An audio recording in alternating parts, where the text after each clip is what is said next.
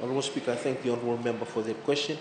As we are aware, the Fijian government signed the concession agreement for the upgrading, development, operation and maintenance of the Lautoka and Ba Hospital with Healthcare Fiji, HCF, which is, the ownership is FNPF, Fiji Nurse and Provident Fund, 80% shareholding, and the remaining 20% is owned by Aspen Medical Limited.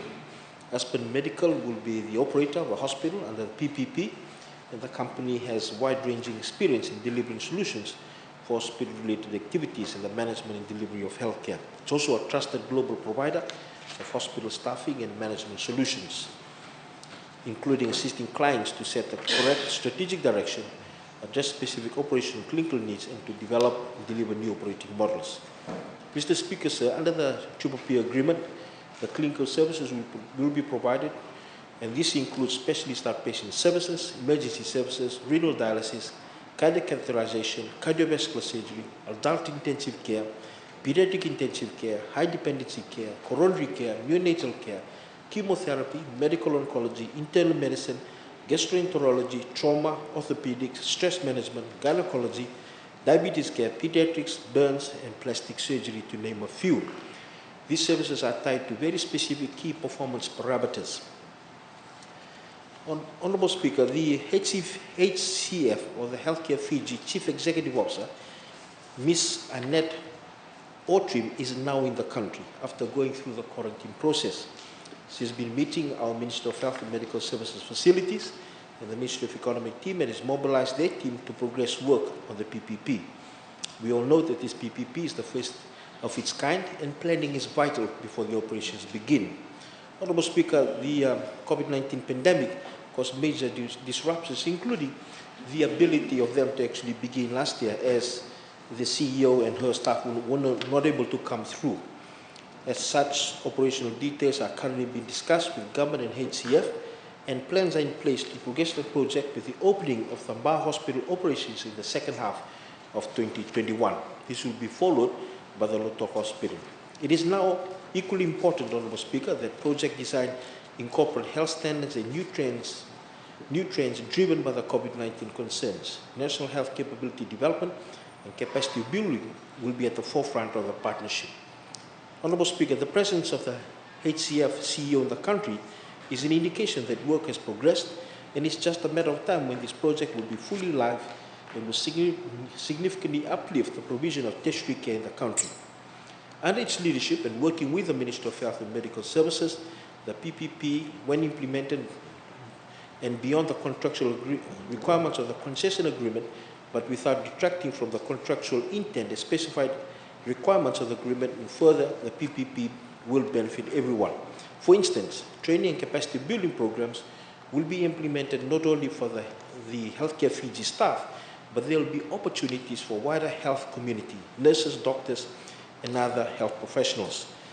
Mr. Speaker, sir, it is the intention of this company, HCF, to develop training models with the FNU and the learned medical colleges in Australia and New Zealand for postgraduate medical training. And I hear that already discussions are happening with Australasian College of Surgeons in this respect. At present, Mr. Speaker, sir, there is limited formal postgraduate training programs for nurses in Fiji. HCF, or this company, is working with the FNU and the University of Fiji in the development of postgraduate nursing programs in acute nursing, such as emergency nursing, operating theatre nursing, intensive care nursing, pediatric nursing, orthopedic nursing, and specialist surgical nursing. This training will be conducted on the job through expat clinical educators within this area. HCF has also signed an MOU with a major Australian university who will be bringing Australian students to Lautoka and Ba Hospital for clinical placements in areas of general nursing, midwifery, and paramedicine. In exchange for access to clinical placement, the university will provide on-site training to our staff and HCF nursing staff, in addition to that by Healthcare Fiji. The upskilling, both medical and nursing staff, will then carry on into the paramedical area, where a paramedical model will be looked in that could be implemented not just in the support of Lautoka and Ba hospitals, but also to provide outreach services. Increased allied health and paramedical skills and capacity within Fiji will further enhance the Fiji health system and help support within Fiji and safety to travel, which can be used for marketing to the tourist sector to increase economic growth. Mr. Speaker, sir, there will be significant upskilling for health staff. There will be engagement with social enterprises within Fiji to attract and train disadvantaged people for employment by HCF. This model is used within Australia, and HCF will be taking the lessons learned from these engagements to ensure a positive outcome for these persons. Employment opportunities exist in areas such as laundry services, catering services, porter services, and other services will also be explored. Basic financial and other skills-based training will also be provided to this person. Honourable Speaker, HCF is exploring employment models to support those personnel who cannot seek employment because they have young children and limited social support to allow them to work.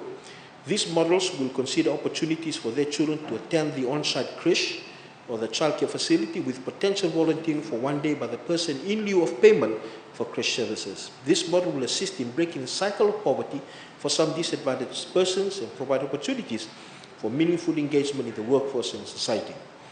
Honourable Speaker, we want to get the PPP project done and done right. And apart from the capacity building and employment opportunities within healthcare, the local community will be engaged to ensure that capacity is developed within Fiji and there is creation of new job opportunities. Mr. Speaker, examples of this will be mentoring of personnel within the hospital to enable career progression and appointment through to executive level position, engagement of local contractors, development of cadetships for ICT graduates to support the implementation and ongoing management of the health management system, the enterprise resource planning and human capital management system, as well as other systems, and the use of local hotels with excess accommodation capacity for Medi-Hotel service delivery. Mr. Speaker, not only the PPP Lotok and Bar hospitals will ensure improved services and better value for money, there will be increased economic benefit and increased skills and capacity within Fiji. I thank you, Honourable Speaker. Thank you, Honourable Minister.